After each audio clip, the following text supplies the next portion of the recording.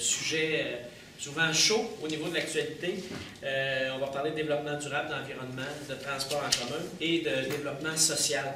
Des sujets qui me tiennent à cœur, des sujets qui ont suscité aussi beaucoup de participation des citoyens, soit dans les forums ou dans les différentes rencontres que j'ai eues.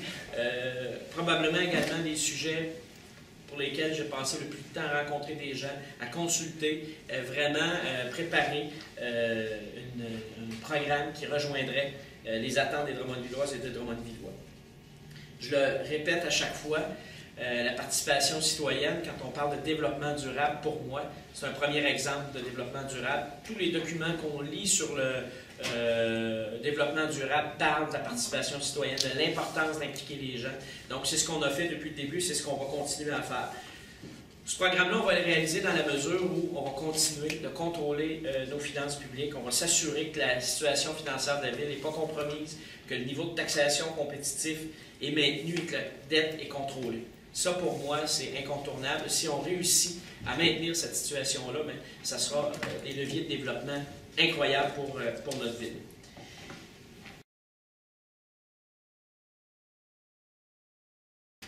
Transport alternatif, transport en commun, parce que vous savez, quand on parle de transport en commun ou de transport alternatif dans le cadre du développement durable, le premier réflexe, c'est de penser à l'autobus, au transport en commun. Il y a aussi des moyens alternatifs de transport, comme le vélo. Il y a également de plus en plus d'initiatives qui se développent au niveau du covoiturage, du partage même de voitures. Est-ce qu'il y a des choses qu'on pourrait faire à Drummondville là-dessus? Je pense qu'il faut être ouvert à toutes les possibilités. Ce que je propose, c'est qu'en collaboration avec Réseau Plein Air, qui est un groupe extraordinaire qui travaille vraiment de façon sérieuse au niveau du développement des pistes cyclables et d'autres. Donc, il faudra mettre rapidement à jour le plan directeur du développement des voies cyclables. Favoriser aussi l'implantation d'un plus grand nombre d'espaces de stationnement réservés aux vélos, que ce soit dans les stationnements municipaux, mais aussi dans les normes qui pourraient encadrer de nouvelles constructions. Donc, évidemment, d'édifices publics. Il pourrait y avoir des attentes de la ville par rapport à ça.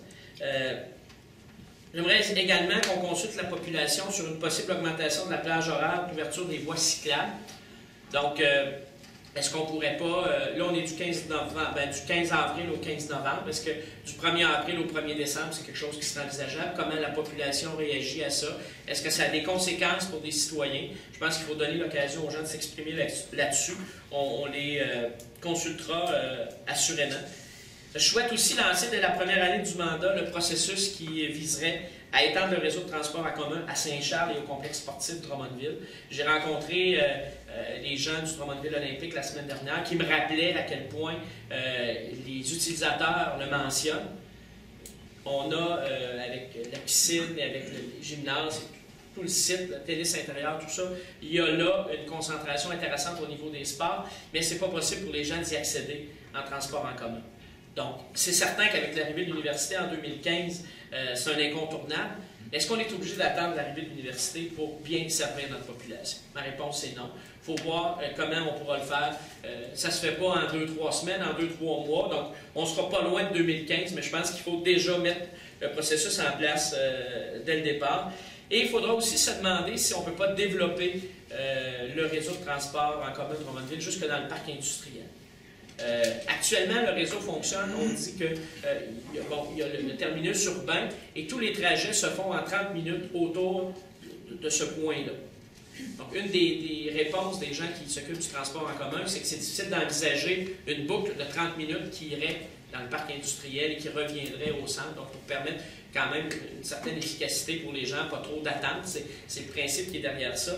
Mais il faut regarder quelles sont les solutions alternatives. Je comprends que comme ça, c'est peut-être pas possible de le faire, mais est-ce qu'il y a d'autres façons de desservir à des heures bien précises? Parce qu'on sait que c'est probablement pas à 11 h le matin qu'il y a beaucoup de gens qui ont à se rendre dans ce secteur-là.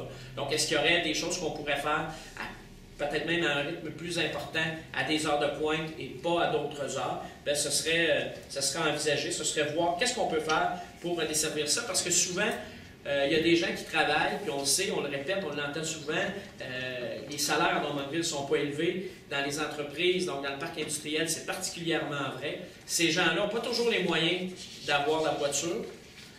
Souvent même, ça peut être des gens qui nous arrivent de d'autres régions, de d'autres pays. Ils arrivent à Drummondville, ils n'ont pas nécessairement une voiture en débutant. Ça, c'est entre autres, quand j'ai rencontré les gens du regroupement interculturel, du RD, c'est ce qu'on m'a mentionné. Il y a des immigrants qui arrivent chez nous, ils veulent travailler au parc industriel, mais ils n'ont pas les moyens d'avoir une voiture. Comment on peut soutenir ça? Je pense que c'est de notre responsabilité de faire cette réflexion-là.